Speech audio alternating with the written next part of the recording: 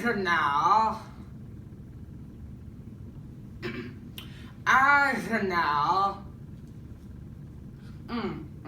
excuse me.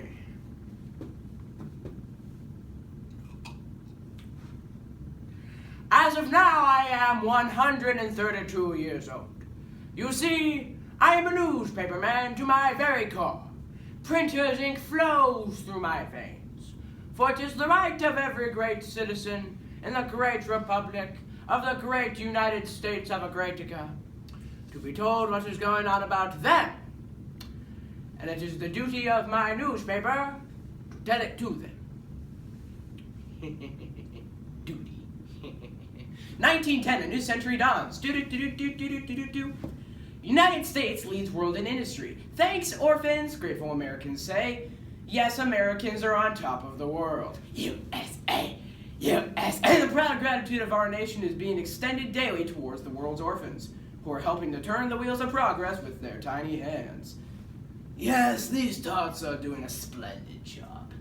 3 years ago, I had to pay adult laborers $3 a week each. But the young ones will do the same work for a mere ladle of broth, and with nary a complaint. Well, except for the coughing. I would like to stop coughing at night. I used to have a dolly once, but then she fell into the machine, and it ate her.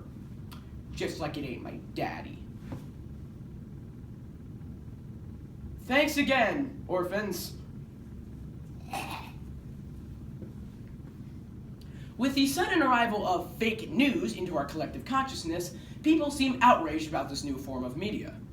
But they seem to be forgetting that since the beginning of time, we have used fiction to sell a narrative or make a point.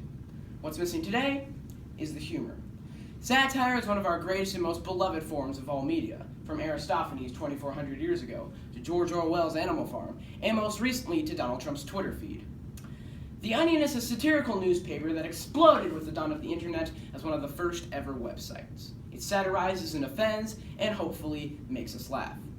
If you are not offended by the end of this piece, I beg your pardon. The Onion presents Our Dumb Century by Scott Dickers et al. April 16th, 1912. Extra, extra, read all about it. World's largest metaphor hits iceberg. Titanic. Representation of man's ego sinks in the North Atlantic, and stewardesses kindly ask third-class passengers to drown. The standard rescue procedure is as follows.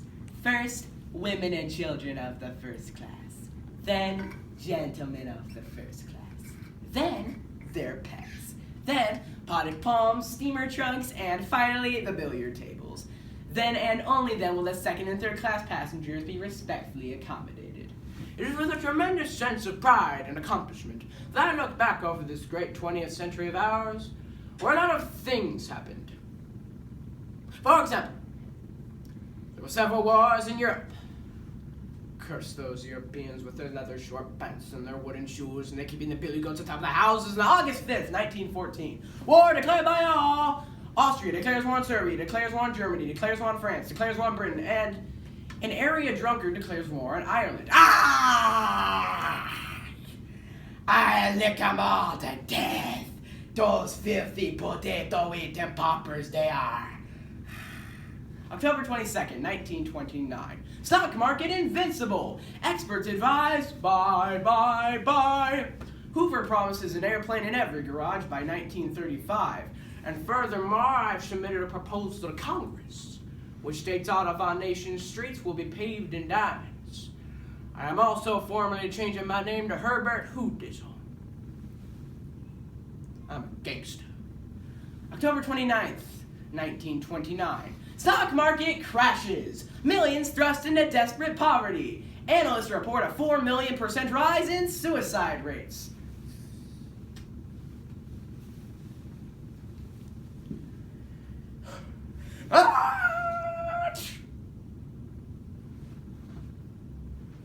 December 6, 1933. Stalin announces his 5-year Everybody Dies plan. This is a plan that can work. Favored by government to back the murder, war, starvation, or disease. The people of the Soviet Union are very good at dying. September 9th, 1939. War. Hitler invades Greece, Yugoslavia, Luxembourg, but not Ireland. Ah! I lick them all to death!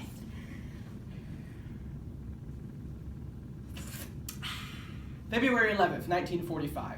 Hitler commits suicide. Therapists say ravaging of Europe was a desperate cry for help. This is classic attention-seeking behavior. If we had only known how much he was hurting on the inside. September 22nd, 1945. War over! After my father's death in the war, I assumed editorship of the newspaper. I moved the headquarters to an industrial metropolis that reinvigorated the spirit, but smelled of rancid cow. July 22nd, 1957. Pentagon develops A-bomb-resistant desk. School children are now safe from atomic bombs. Now a word from Polly.